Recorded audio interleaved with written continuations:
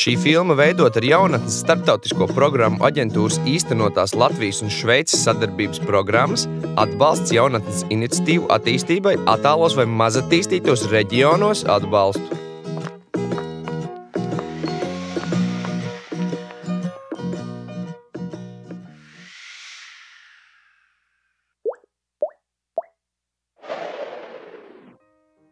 Paldies, ka atnāci uz šo darba interviju.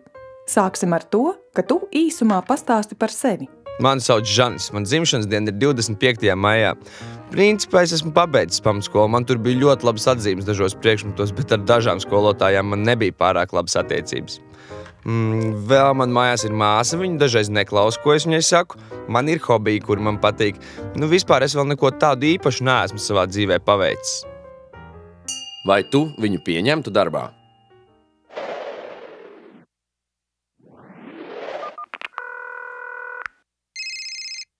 Čau, Marta, man tūlīt beigsies treniņš. Kur tiekamies? Čau, tad varbūt tiekamies Kronvalda parkā pēc pusstundas? Labi, tiekamies.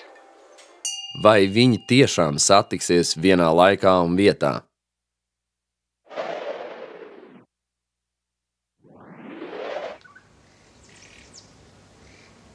Paldies, ka atnācāt uz grupas tikšanos. Šodien tīram dabu. Te ir kaut kādi materiāli, tad sākam strādāt. Vai darbs būs efektīvs un visiem ir skaidrs, kas jādara?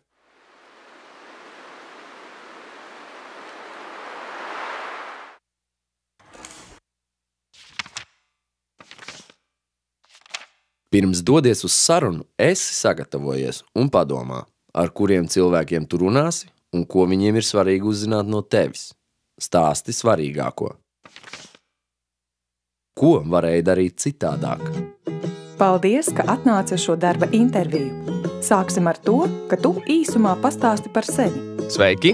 Paldies, ka uzaicinājāt mani uz šo interviju. Mani sauc Žanis, man ir 16 gadi un šobrīd mācos 11. klasē. Esmu ļoti enerģisks cilvēks un man patīk būt kopā ar citiem cilvēkiem. Mans hobijs ir riteņbraukšana un nodarbojos ar to jau 4 gadus. Es gribētu strādāt šajā uzņēmumā vasaras laikā, jo, manuprāt, tas dos iespēju uzlabot manas prasmes, kā arī iegūt jaunu un vērtīgu pieredzi. Vai tu viņu pieņemtu darbā? Jebkurā norunā vai vienošanās ir ļoti svarīgi izrunāt visu svarīgo informāciju. Pat tad, ja tev liekas, ka tas ir pats par sevi saprotams, tad citam cilvēkam tā var nelikties. Ko varēja darīt citādāk?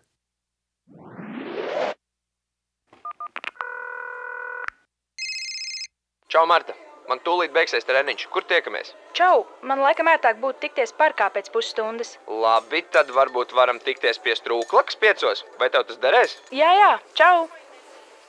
Vai viņi tiešām satiksies vienā laikā un vietā?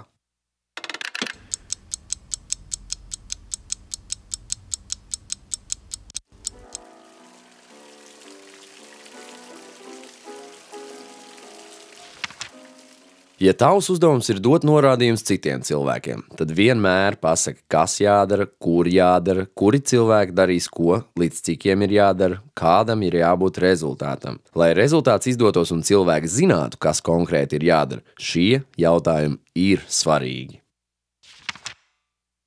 Ko varēja darīt citādāk? Paldies, ka atnācāt uz grupas tikšanos. Šodien mūsu uzdevums ir sakopt abas upes malas un parka teritoriju no meža sākuma līdz galvenajai pastaigtakai. Kur cilvēki gribētu iet kopt upi? Lieliski. Kur gribētu kopt teritoriju? Tad pārējie kopsim upi. Te jūs varat paņemt maisus, cimdus, grābekļus. Būtu ļoti labi, ja mēs lielāko daļu varētu izdarīt 1 stundas laikā un iekunāt ugunskura un paēst garšīgas pusdienas. Lai laba strādāšana! Vai darbs būs efektīvs un visiem ir skaidrs, kas jādara?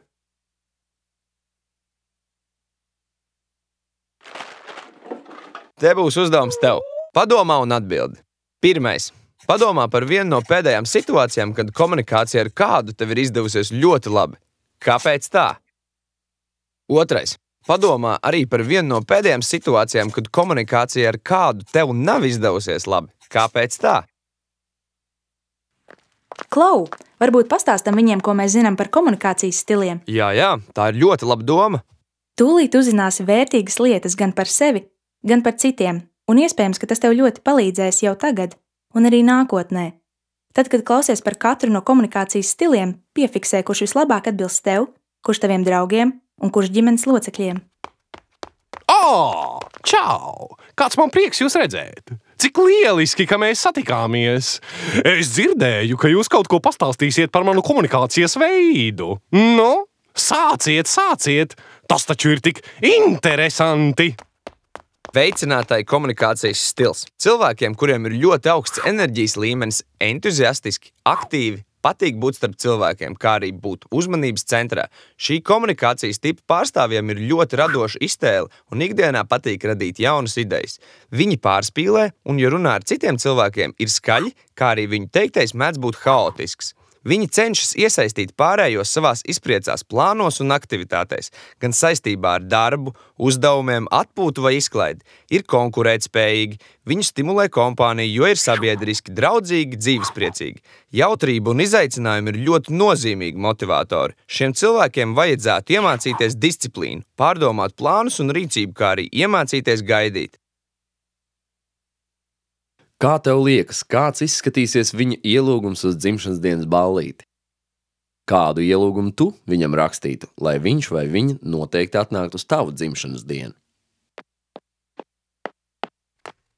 Sveiki! Es esmu klāt!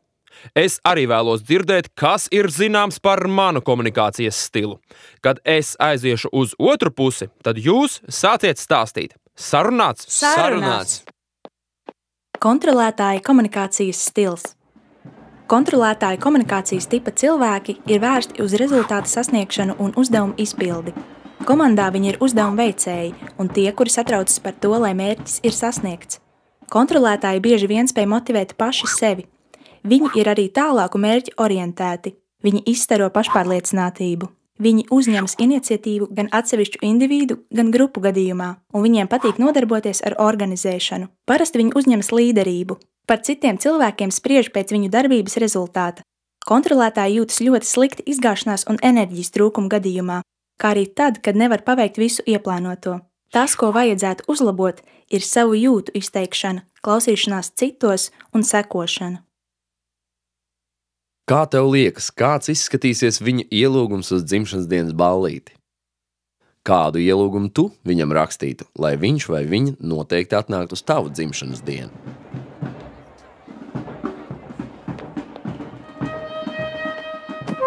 Dārgie jaunieši, es priecājos jūs satikt un arī uzklausīt par manu komunikācijas stilu.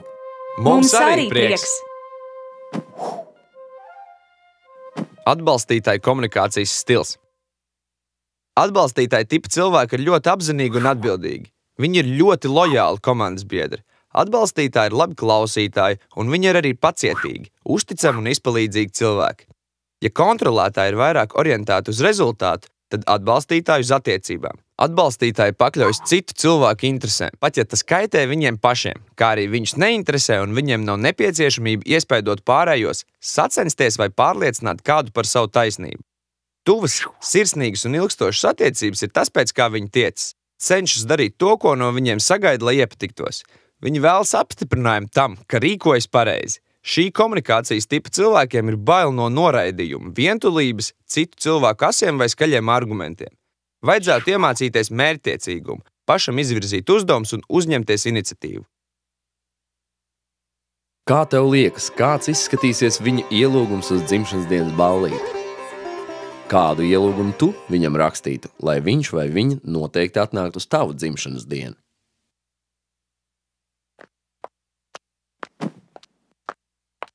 Esiet sveicināti! Dzirdēju, ka jūs varat pastāstīt par manu komunikācijas stilu. Jā, mēs varam. Analītiskais komunikācijas stils. Analītiskā komunikācijas stila cilvēkiem ir svarīga nevis tūlītēja rīcība, bet gan detalizēta izpēte un analīze. Ar savu vienkāršo un atturīgo uzvedību viņi ienes mieru grupā. Esot domīgi un analītiski, viņi klusē, kamēr citi tos neuzrunā, un tikai tad izsaka savas domas. Pirms izdarīt kādu lēmumu, viņi rūpīgi izpētīs daudzus faktus un viedokļus. Ja veicinātājiem ir svarīgi uzturēt attiecības ar ļoti daudziem cilvēkiem, tad analītiskajiem tikai ar dažiem. bet tad tās noteikti ir ļoti dziļas un uzticamas attiecības. Viņiem ir grūti runāt atklāti par jūtām un emocijām, jo tās ir ļoti dziļas. Analītiskajiem cilvēkiem liekas, ka kļūdīties nav pieļaujams, un viņi cenšas no tā izvairīties visās iespējamajās situācijās. Viņiem vajadzētu iemācīties vairāk uzņemties iniciatīvu, rīkoties un pieņemt, ka kļūdīties ir normāli. Kā tev liekas, kāds izskatīsies viņa ielūgums uz dzimšanas dienas ballīti? Kādu ielūgumu tu viņam rakstītu, lai viņš vai viņa noteikti atnāktu uz tavu dzimšanas dienu?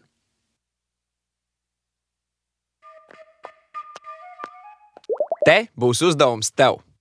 Ja tev tūmā ir papīra lapa un rakstāmais, tad paķer arī to padomā un atbildi. Kurš komunikācijas stils ir tavs?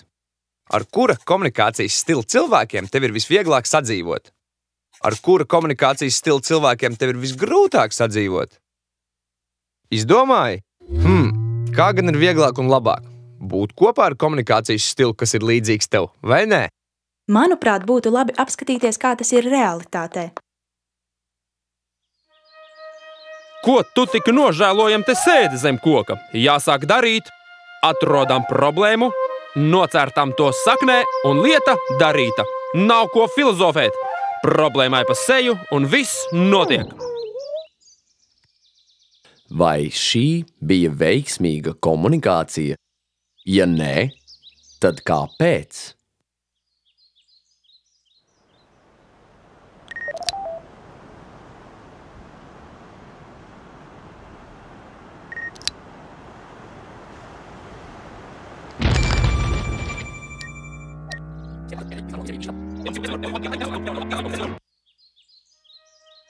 Sveiks!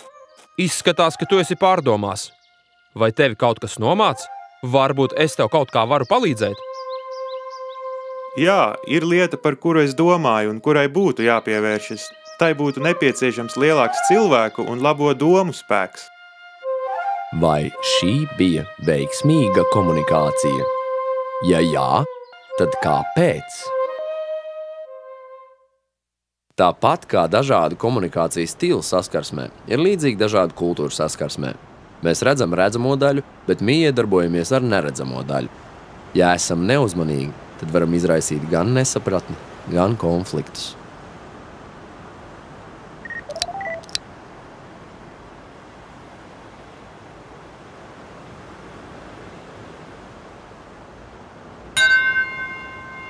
Tātad, no šī visa mēs varam mācīties, ka veiksmīgāk no sākuma būtu iepazīties un mēģināt izprast otras puses būtību un komunikācijas veidu. Un tikai tad turpināt komunikāciju. Protams, ja iespējams, vispirms pajautāt, kā tev visērtāk un labāk nodot informāciju. Nevienmēr tu saņemsi skaidru atbildi, bet vadlīnijas savstarpējai efektīvai komunikācijai gan.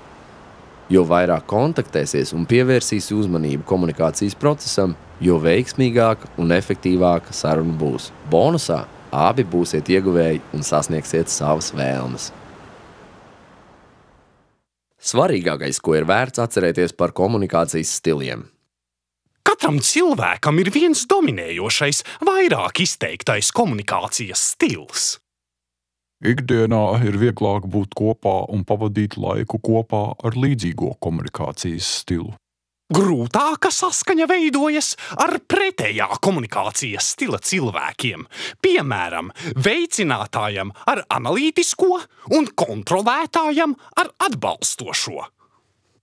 Visefektīvākais un rezultatīvākais darbs veidojas sadarbojoties ar citu komunikācijas stilu, jo dažādībā ir spēks, un cilvēki ar dažādiem resursiem rada lielāku kopdarbu.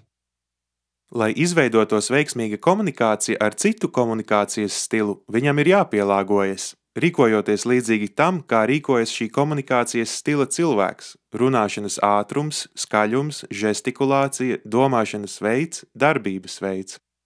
Lai tev veiksmīga komunikācija!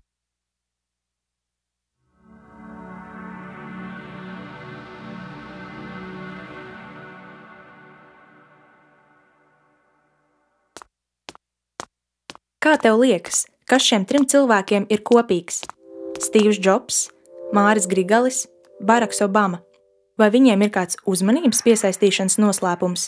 Vai viņiem piemīt harizma, vai arī viņi vienkārši ir tādi, kādi ir tikai iemācījušies būt cilvēku priekšā un veiksmīgi pateikt savas idejas un vēlmes?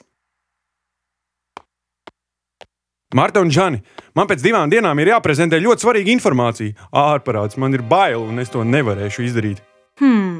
Varbūt es tev varu palīdzēt un ieteikt dažas lietas. Protams, jā, stāsti, lūdzu, kā ir pareizi jāprezentē. Mieru un pacietību. Prezentācijā viss jāsāk ar sagatavošanos. Veiksmīga sagatavošanās nozīmē jau 50% no veiksmīgas prezentācijas. Tomēr sagatavošanās nav tikai plānotā runājumā izmēģināšana. Tas ir mazliet kas vairāk. Kad tu gatavojies, ņem vērā 4 pamatlikumus. Es par to tik tiešām iepriekš nebiju aizdomājies. Esmu gatavs klausīties. Lieliski! Pirmais pamatlikums ir izvirzīt mērķi. Izvirzīt mērķi nozīmē to, ka tu zini, ko vēlies sasniegt ar šo prezentāciju. Kā piemēram, tu gribi reklamēt pildspalvu, vai arī tu gribi iemācīt jaunas zināšanas par kultūru šoku, vai varbūt tu vēlies iedvesmot cilvēkus darīt to, ko viņi nekad iepriekš nav darījuši. Katrā ziņā apzinies mērķi un seko tam. Sapratu, ņemšu vērā. Es ceru, ka esi gatavs otrajam, un tas ir zināt auditoriju. Vai tu kādreiz esi aizdomājies, kas ir cilvēki, kam tu sniegsi prezentāciju? Pirms sagatavot visu informāciju, ir ļoti vērtīgi zināt, kas ir šie cilvēki, kāds ir viņu vecums, izglītība, iepriekšējā pieredze tēmā un vēlmes no prezentācijas. Marta, es tik tiešām agrāk nebiju domājis, ka tas ir tik svarīgi. Tas vēl nav viss. Nākamais solis ir atlasīt informāciju. Nav vienmēr jāizstāsta viss līdz detaļām, jo tāpat cilvēki visu nekad nevar atcerēties. Tomēr ir jāizstāsta svarīgākais un nepieciešamākais. Padomā un izvērtē, kas ir tā informācija, ko tu vēlies dot un ko cilvēki vēlas saņemt. Tagad skaidrs, kāpēc tad, kad cenšos izstāstīt pilnīgi visu, cilvēki sāk garlaikoties. Tas varētu būt viens no iemesliem, pārējos vēl uzzināsi. Un 4. pamatlikums ir sagatavo scenāriju.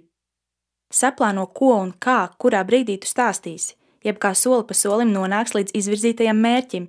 Tas ir, kā tavs stāsts sāksies, kā turpināsies, kas tajā būs svarīgs un kā noslēgsies. To var salīdzināt ar cilvēku vešanu uz nezināmu vietu pēc tevis saplānota maršruta un pieturas punktiem. Var izmantot dažādus palīgus, plāna punkti savai runai, atslēgvārdi uzrakstīti uz mazas lapiņas, attēli un schēmas sava stāsta struktūrai, galvenās domas un vēstījumu kopsavilkums, kas obligāti būtu jāpasaka. Šie ir svarīgākie sagatavošanās pamatlikumi, ja vēlies veiksmīgi uzstāties. Laikam esmu sapratis visu par to, kā sagatavoties. Tomēr man ir satraukums par to, ka tajā brīdī, kad nokļūšu citu cilvēku priekšā, sākšu satraukties, nezināšu, ko darīt, skatīšos tikai vienā punktā, un beigās pat no šīs sagatavošanās nebūs nekāda jēga. Nesatraucies, soli pa solim un tiksim līdz tam, ka tu būsi pārliecināts un pat gribēsi atrasties cilvēku priekšā vēl un vēl. Jā, pagaidām man tas tiešām neliekas iespējams, bet es labprāt uzklausīšu tavus padomus. Sarunāts, tikai šoreiz tie nebūs tikai padomi, bet arī mazs treniņš. Satraukuma pārvarēšana. Pirmkārt, tas ir labi, ka satraucies, jo tas norāda, ka tev tas ir svarīgi. Otrkārt, veic 10 dziļas ieelpas un izelpas. Tas palīdzēs nomierināt sirdsdarbību un smadzenes saņems vajadzīgo asinsdevu. Treškārt, vari izkratīties. Tas palīdzēs fiziski atbrīvot iekšējo spriedzi. Tava balss un runas ritms. Runā skaļi, bet nekliedz. Tavs uzdevums ir visu prezentācijas laiku nodrošināt, lai tevi dzird. Balss, tāpat kā muskulis, ir jātrenē. Prezentācijas gaitā padomā par svarīgām lietām, domām vai faktiem, kurus būtu jāuzsver. Tos tad arī uzsver, tos pasakot skaļāk un enerģiskāk. Izvairies runāt vienādā ritmā, tas iemidzina un klausītāji zaudē uzmanību. Ķermeņa valoda. Stabili nostājies uz abām kājām, ja vēlies pārvietoties, tad tikai mazas distances un pēc vajadzības. Rokas žesti vēlami minimāli un tikai tādi, kas norāda vai apstiprina tavu stāstu. Acis. Veido kontaktu ar klausītājiem, neuzkavējoties pie kāda konkrēti, bet vienmērīgi un brīvi pārvieto skatienu pa visu auditoriju. Izvairies no skatīšanās vienā punktā vai datorā. Skatiens ir veids, kā tu noturi uzmanību un piesaisti klausītāju. Ķermeņa valodai un balsī ir ļoti liela nozīme. Izrādās, ka tad, kad cilvēks izsaka savas jūtas vai attieksmi, vislielākā nozīme ir nevis viņa teiktajam, bet gan tam, kā viņš to saka. Padomā par dažādiem uztveres veidiem. Padari savu prezentāciju daudzveidīgāku. Vizuālie elementi, bildes, schēmas, kas palīdz cilvēkiem uztvert informāciju labāk. Izcel atslēgas vārdus un galvenās domas. Ja ir vēlme rakstīt gari un detaļās, tad to labāk dari uz papildus izdevuma materiāliem, ko izsniedz noslēdzot prezentāciju. Sevišķi patiks analītiskiem tipam. Mija darbojas ar klausītājiem. Tas ir atļauj viņiem uzdot precizējošus jautājumus, kā arī pats tos var viņiem uzdot. Iekļauj kādu kontrastu savā stāstā, interesantu faktu, kādu joku vai mini aktivitāti uzdevumu, lai notiktu darbība. KISS – Keep it short and simple. Saglabā savu domu īsu un vienkāršu princips. Atceries un balsti savu stāstu uz šo principu. Prezentācijas būtība ir īsā laikā, vienkāršā veidā atraktīvi pastāstīt savu ideju vai stāstu citiem. Galvenais ir pateikt būtību, nevis kavēties pie detaļām. Pašapziņa. Tici tam, ko stāsti. Radi pārliecību gan ar savu balsi, gan stāju. Tie visi bija labi ieteikumi, bet tikai prakse rada labus rezultātus. Izaicinājums tev. Padomā un izvēlies vienu lietu, ko tev vislabāk patīk darīt. Tas var būt tavs hobijs, aizraušanās vai kas cits, kas tev sniedz spēcīgas emocijas un prieku. Izveido īsu un atraktīvu prezentāciju, iekļaujot gan faktus, gan emocijas. Galvenais, lai tā prezentētu gan šo lietu, gan veidu, kā tev vislabāk patīk par to stāstīt. Tātad galvenais – radi. Kad esi pabeidzis, tad seko izaicinājuma daļa. Tev šī prezentācija jāprezentē kādam savam draugam, paziņam, skolas biedram, kādam, kurš par šo lietu īsti neko nezina. Galvenais – panākt viņu interesi un vēlmi to pamēģināt. Kā? Būtiski ir pajautāt, kā viņam patika saturs un kā pats pasniegšanas veids. No atbildes tev būs skaidrs, kurā virzienā jāveic uzlabojumi un kuras prasmes jāpilnveido. Tik vienkārši. Svarīgi spērt pirmos soļus. Pārējie sekos. Skaisti jau tas viss, bet varbūt ir kādi noslēpumaini triki, kurus izmanto veiksmīgi prezentētāji. Jā, ir. Viņi galvenokārt izmanto šos. Zini, ko vēlies pateikt vai panākt. Saplāno pa soļiem, ko un kad tu stāstīsi. Izpēti iespējas un vietas specifiku, kur notiks prezentācija. Nolem, kā iesaistīsi klausītājus. Iekļauj dažādus informācijas pasniegšanas veidus. Tici, ka tev viss izdosies un tev veiksies.